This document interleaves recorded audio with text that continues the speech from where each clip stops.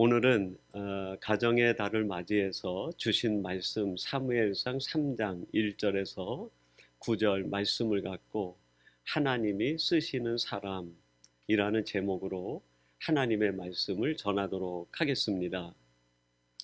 제가 오래전에 뉴욕 신학대학교 갔을 때에 부총장을 역임했던 레스터 교수가 책을 한 권 선물로 주셨어요. 근데 그 책 제목이 지금도 잊혀지지 않는 그런 제목입니다. 망고 오알 바나나. 망고인가 바나나인가 하는 제목의 책입니다. 그 부총장님은 필리핀계 아메리칸이에요. 그러니까 필리핀에서 태어나서 미국에 와가지고 미국 사람이 된 거죠. 그러니까 이분이 자신이 어린 시절 자신의 마당에 있는 망고 나무와 바나나 나무를 보면서 오늘날의 크리스찬들은 어떤 삶을 살아가고 있는지, 그리고 크리스찬들이 어떤 정체성을 가지고 살아가야 되는지를 표현하고 쓴 책이 바로 망고 오알 바나나라는 제목의 책입니다. 그 책을 선물로 주시면서 곁들여 이런 얘기를 하시는데 그게 지금도 기억이 남아요. 자신의 마당에 이제 망고 나무와 바나나가 익으면 그게 다 땅에 떨어지는데 겉으로 보면은 껍데기가 노랗다는 거예요. 망고도 푸르고 바나나도 푸르다가 익으면 노란색으로 겉 껍질이 바뀐다는 거예요. 근데 망고는 까도 그 속이 노란색이 돼 있다는 거예요. 근데 바나나는 어떻습니까? 노랗게 익은 걸 껍질을 까면 속살이 하얗게 나오는 거예요. 그걸 보면서 겉과 속이 다른 오늘날의 크리스찬을 지적하면서 우리 크리스찬들은 망고처럼 겉이 노라면 속도 노란 겉과 속이 똑같은 크리스찬이 돼야 되겠다. 그런 뜻으로 망고 오알 바나나라는 제목으로 크리스찬의 정체성을 어떻게 세워갈 것인지 쓴 책이 바로 그 책이었습니다. 여러분, 오늘날 기독교 밖에서나 내부에서 우리들이 듣고 스스로 하는 이야기 중에 하나가 성도다움을 우리들이 잃어버리고 있다. 크리스찬들이 크리스찬됨을 잃어버리고 있다는 거예요. 정체성의 혼란의 문제죠. 그럼 왜 이 시대에 우리 크리스찬들이 성도다움을 잃어버리고 살아가는 이런 어리석음을 반복하고 있는가? 오늘 우리가 함께 읽은 말씀 사무엘상 3장 1절에서 9절에 배경이 되는 시대는 사사 시대를 배경으로 합니다. 근데 그 사사 시대를 대표하는 사사기 마지막 장 마지막 절에 보면 이런 말씀이 있어요. 그때의 이스라엘에 왕이 없으므로 사람들이 각기 무엇에 옳은 대로요? 자기 소견에 옳은 대로 행하였더라. 사사시대는 이스라엘의 역사 가운데 가장 어둡고 혼란한 시대라고 이야기합니다. 왜 그 시대가 이렇게 혼란과 어두움에 빠졌는가? 왕이 없었다는 거예요. 즉 그들 마음속에 참된 왕이신 하나님이 주인으로 자리를 잡지 않았다는 거예요. 그리고 자기 인생의 주인을 누구로 삼았다는 거예요? 자기의 소견에 옳은 대로 자기 생각, 자기 의도, 자기의 뜻이 자기 인생의 주인이 되어버린 거예요. 저는 지금도 그렇게 생각합니다. 크리스찬들 마음속에 잘못된 주인이 들어오면 그의 인생이 혼란에 빠지고 만다. 교회도 마찬가지 아닐까요? 잘못된 주인이 들어오면 혼란에 빠지는 거예요. 세상도 마찬가지 아니겠습니까? 잘못된 주인이 들어오면 세상은 어두워지고 마는 것이죠. 잘못된 주인이 들어오면 어떤 일들이 일어날까요? 두 가지 현상이 우리에게 나타납니다. 첫째는 분별력을 잃어버려요. 오늘 본문 2절에 보니까 이런 말씀이 나옵니다. 엘리의 눈이 점점 어두워가서 잘 보지 못하는 그때에 그가 자기 처소에 누웠고, 엘리 제사장의 눈이 점점 어두워졌다. 왜 엘리 제사장이 점점 어두워지고 눈이 사태를 분별하지 못하는 상황에 빠지게 되었을까요? 그 마음의 주인이 잘못되어 있는 거예요. 또 한 가지 현상이 나타나는데 사람이 악해집니다. 사무엘상 2장 12절에 보면 엘리의 두 아들에 대하여 이렇게 이야기합니다. 엘리의 아들들은 불량자라 여호와를 알지 아니하더라. 제가 이 말씀을 옛날 개역 성경으로 읽어드렸습니다. 지금 개역 개정판은 행실이 나빠라고 표현되어 있어요. 여러분, 인생의 주인 되시는 하나님이 우리 마음의 자리를 잡지 않으면 우리의 행실은 나빠지게 되고 결국 우리가 불량자가 되고 말아요. 악한 사람이 되는 거죠. 이게 바로 오늘 우리가 함께 읽은 사무엘상 3장 1절에서 9절의 배경이 되는 사사시대의 형편입니다.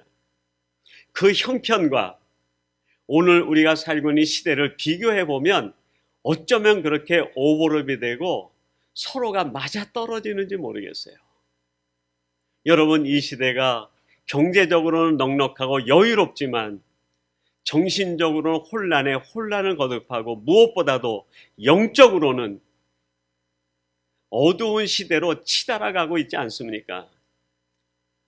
이러한 시대에 하나님께서 사사시대의 한 사람을 하나님 나라의 구속사의 완성을 위해 택하시고 쓰시게 됩니다. 그 사람이 누굴까요? 사무엘이었어요. 사무엘. 저는 오늘 이런 심정으로 우리 신수교회 모든 성도들이 이 시대에 하나님이 쓰시는 사무엘 같은 하나님의 사람들이 되시고, 무엇보다도 여러분의 자녀들이 사무엘같이 하나님 손에 들려 쓰임받는 자녀들이 되기를 주님의 이름으로 축원합니다. 그러면 여러분, 사무엘이 이런 어두운 시대, 가장 혼란한 사사시대 때 도대체 어떤 사람이길래 하나님 손에 붙들려 쓰임받는 사람이 될 수 있었을까요? 오늘 본문 말씀에 보면 세 가지를 찾아볼 수 있습니다. 첫째는 기도의 사람이었어요. 여러분, 오늘 본문 3절 이렇게 말씀합니다. 하나님의 등불은 아직 꺼지지 아니하였으며 사무엘은 하나님의 궤에 있는 여호와의 전안에 누웠더니 라고 말합니다. 여호와의 등불은 아직 꺼지지 않은 때에, 여러분이 표현은 시간에 대한 시제의 표현입니다. 하나님께서 이스라엘 백성들이 애굽에 나온 뒤에 출애굽과 레위기에 보면 성막을 지으라 말씀하시고 규례를 주시는데 어떤 규례를 주십니까? 해가 지려고 하면 제사장이 성막에 들어가서 등잔대에다가 불을 붙이게 돼 있어요. 그러면 그 불은 밤새도록 어둠을 밝히다가 아침에 해가 뜨게 되면 다시 제사장이 들어가서 그 등불을 끄게 돼 있습니다. 그러니까 지금 아직 성전에 등불이 꺼지지 아니하였으며라는 시제는 새벽이에요, 새벽. 그 새벽 시간에 누가 성전에 들어가 누워 있습니까? 어린 사무엘이. 어린 사무엘이 캄캄한 밤에 아무도 찾지 않는 그 성전에 홀로 들어가 그 성전 안에 불이 켜져 있는 새벽 미명이 터오르는 그때에 성전에 엎드려 하나님 앞에 기도하고 있었다는 거예요. 저는 그렇게 믿습니다. 이 시대의 희망은 어디서부터 시작되는가? 기도하는 사람으로부터, 기도하는 그 자리에서부터, 기도가 살아 움직이는 그곳에서부터 하나님의 새 역사, 하나님의 희망은 시작된다고 저는 그렇게 믿습니다. 여러분, 이 어린 사무엘이 젖된 후에 성전에 맡겨진 이 어린 사무엘이 도대체 어떻게 이 성전에서 기도의 사람이 될 수 있었을까요? 바로 어머니로부터 물려받은 기도의 정신이었어요. 여러분이 한나가 사무엘상 1장 10절에서 이렇게 이해합니다. 한나는 마음이 괴로워서 여호와께 기도하고 통곡하며. 엘가나라는 사람이 이 한나를 부인으로 얻었는데 아이를 낳지 못하는 거예요. 그러자 분인나라고 하는 또 부인을 얻습니다. 근데 그 분인나가 아이를 가진 거예요. 그때부터 얼마나 이 한나의 마음을 격동시키는지 한나가 너무 마음이 아픈 거예요.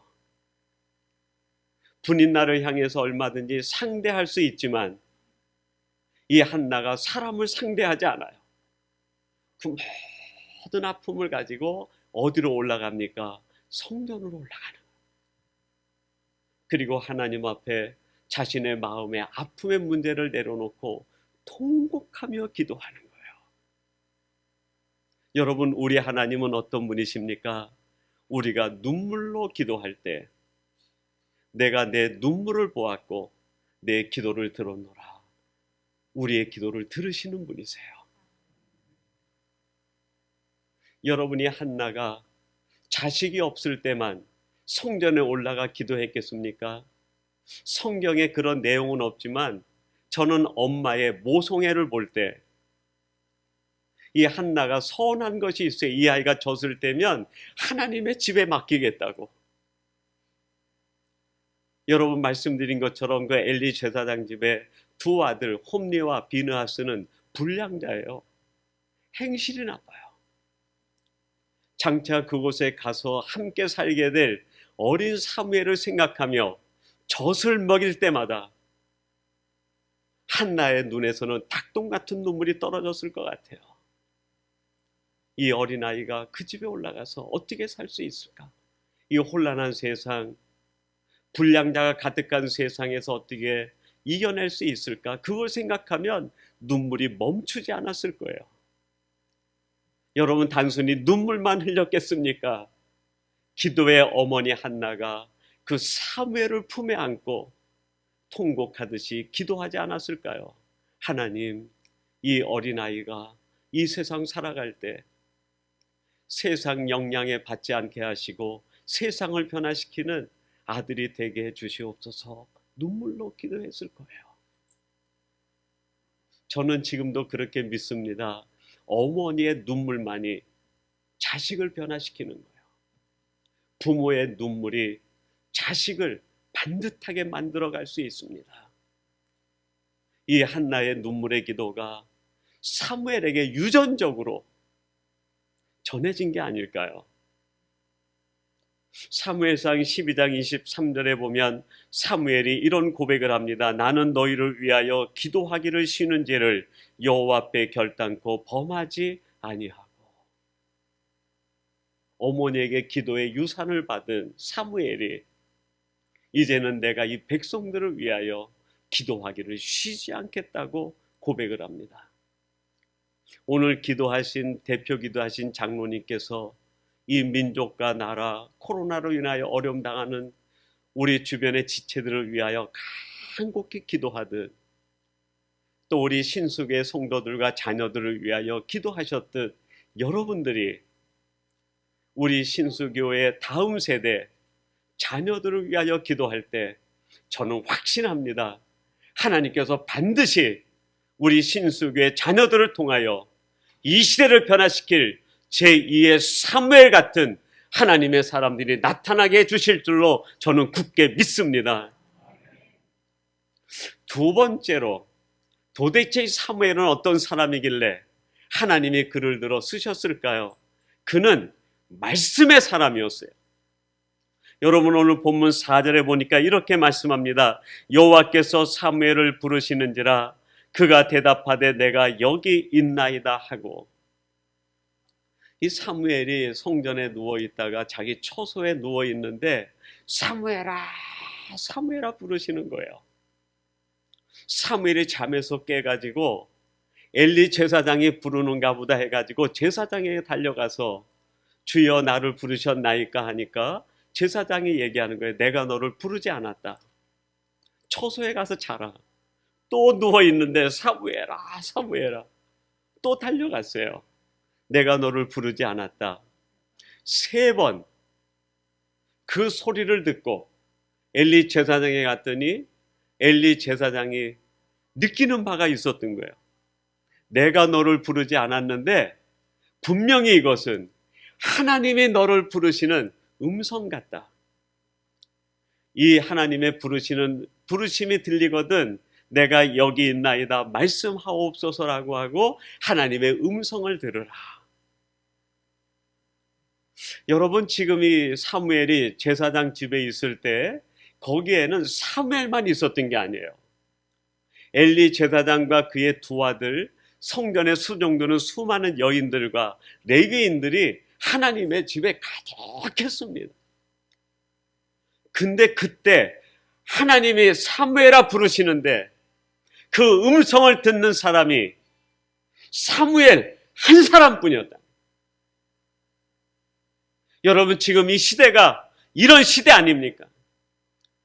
하나님이 지금 우리를 애타게 부르시는데 그 하나님의 음성을 듣는 사람이 아주 소수의 사람이라는 거예요. 여러분, 어떻게 이런 현상들이 지금 일어납니까? 하나님이 우리를 부르시는데도 우리가 그 음성의 귀를 막고 닫고 있다는 거예요. 8절에 보니까 이렇게 말씀합니다. 여호와께서 3번째 사무엘을 부르시는지라. 1번, 2번, 3번 거듭거듭 하나님께서 우리의 이름을 부르고 외치신다는 거예요. 사랑하는 성도 여러분, 하나님에 대한 우리의 귀가 열려 있어야 됩니다. 하나님이 부르실 때 내가 여기 있나이다 응답하고 하나님의 음성을 듣고 거기에 반응하는 사람이 돼야 시대를 변화시키고 세상을 이끌어가는 주인공이 될 수 있다는 겁니다.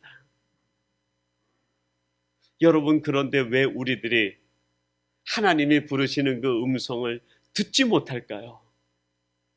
내 마음에 너무나 많은 소리가 들리기 때문에 그래요. 세상의 소리가 너무 많이 들려서 내 안에 있는 것이 너무나 소리가 솟아내서 하나님이 주시는 그 음성을 듣지 못하는 거예요.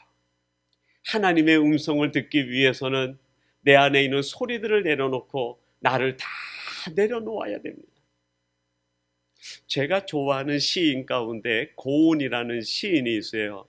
그분이 그꽃이라는 제목의 아주 짧은 시를 지었는데 많은 분들이 좋아하고 사랑하는 시 중에 하나입니다. 이런 내용이에요. 내려갈 때 보았네, 올라갈 때 보지 못한 그 꽃. 분명히 내가 올라갈 때 주변에 아무 꽃이 없었는데 정상에 갔다가 내려오다 보니까 그 주변에 수많은 꽃이 있었다는 거예요. 무슨 뜻입니까, 여러분?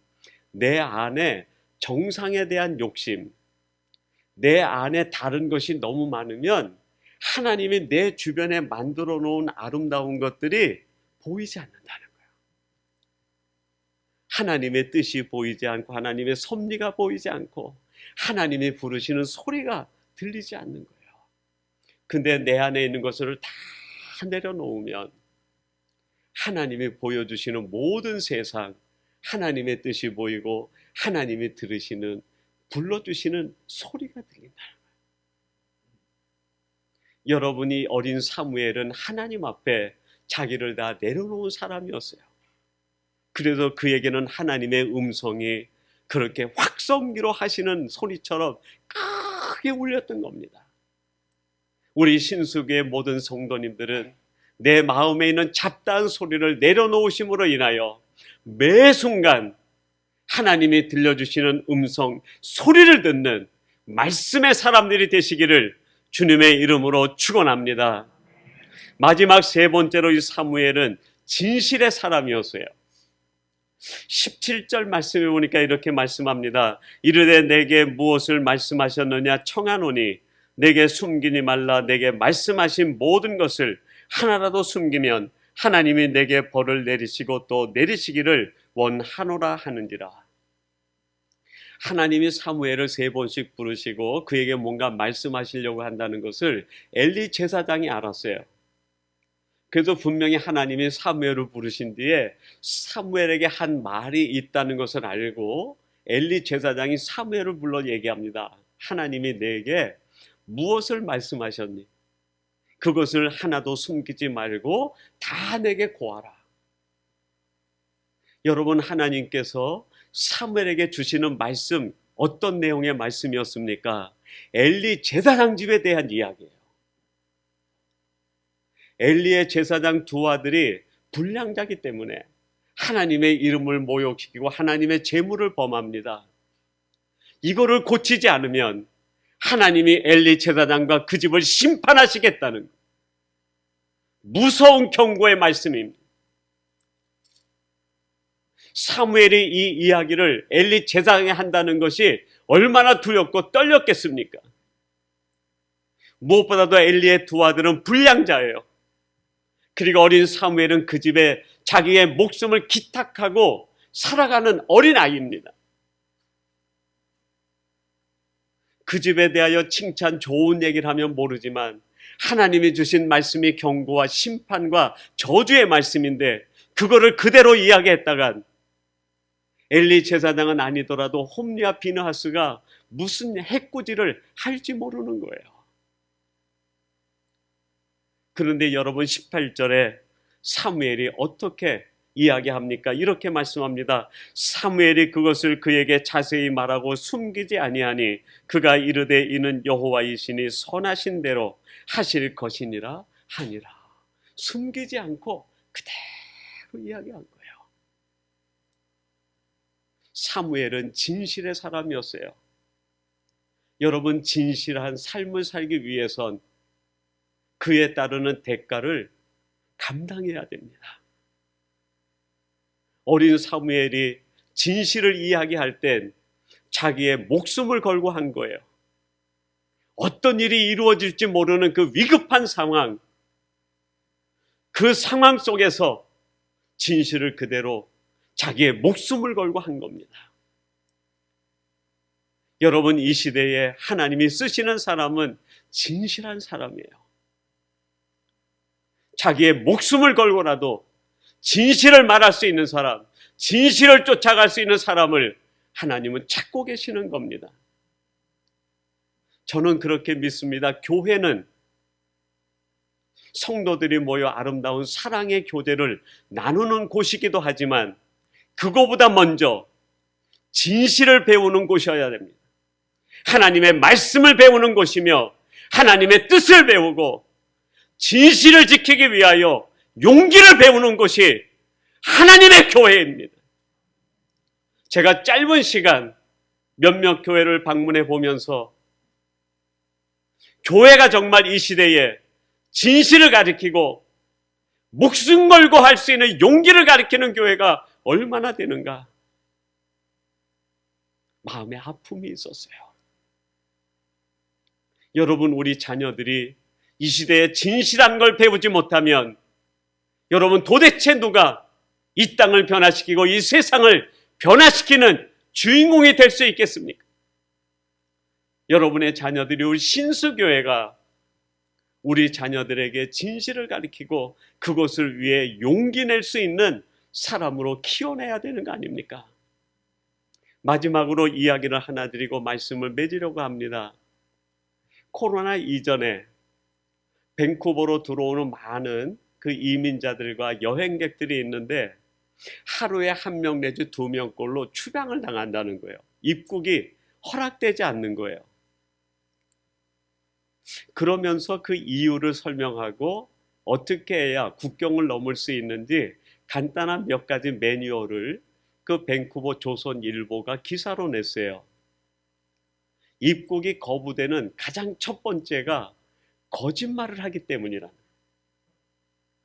여행 왔으면 여행 오고, 친구 만나러 왔으면 친구 만나러 오고, 또 일하러 왔으면 일하러 왔다고 솔직히 얘기하면 심사관이 심사해서 그분들을 입국을 시킬 텐데 거짓말을 하니까 그게 드러나서 입국이 허용 안 되고 추방을 당한다는 거예요.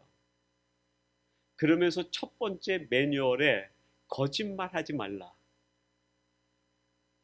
그게 국경을 넘는 첫 번째 비결이라는 거예요. 여러분, 우리는 국경을 넘는 사람들이에요. 세상이라는 곳으로부터 하나님 나라로 영적 국경을 넘어가는 사람들입니다. 우리가 이 영적 국경을 넘기 위해서 어떤 사람이 돼야 될까요? 꽤나 술수의 사람이 아니라 진실한 사람이 돼야 돼요. 그럴 때 하나님께서 두 팔 벌려 우리를 맞아주시지 않겠습니까? 사랑하는 신수교회 성도 여러분, 원키로는 이 가정의 달에 또 어린이 주일을 맞이한 오늘 이 주일에 우리 부모님들은 한나와 같은 마음 자세로 우리 자녀들을 위해 기도를 유산으로 물려주는 어르신들이 되시고, 우리 자녀들은 기도의 사람, 말씀의 사람, 진실의 사람이 돼서 이 시대에 하나님 손에 들려 쓰임받는 위대한 자녀들, 우리 신수교의 다음 세대가 되기를 주님의 이름으로 축원합니다. 우리 같이 기도하겠습니다. 하나님 아버지 감사합니다. 하나님께서 세워주신 우리 신수교의 다음 세대가 사무엘같이 하나님 손에 쓸려 쓰임받는 위대한 자녀들 되게 해 주옵소서. 우리 모든 어르신들, 신수교의 성도들은 한나와 같은 마음 자세로 자녀들을 양육하며 다음 세대를 키워나가는 믿음의 어르신 되게 해 주옵소서. 예수님의 이름으로 기도하옵나이다. 아멘.